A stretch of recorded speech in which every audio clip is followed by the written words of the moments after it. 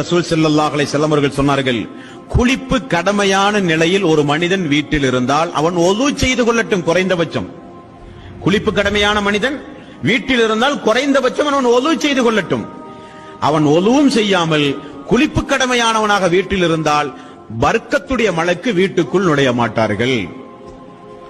வீடுகளில் உருவப்படம் இருந்தால் வானவர்கள் வீட்டுக்குள் நுழைய மாட்டார்கள். சலங்கை சத்தம் இருக்கிறதே, அந்த ஒளி அந்த பர்க்கத்துடைய வானவருக்கு பிடிக்காத ஒளி. குழந்தைகளுடைய கால்களிலே சப்தத்திற்காக வேண்டி கூட முஸ்லிம்கள் கட்டக்கூடாது. அந்த சப்தம் வருகிற அந்த மணி ஓசை அந்த வானவர்களுக்கு எதிரானது.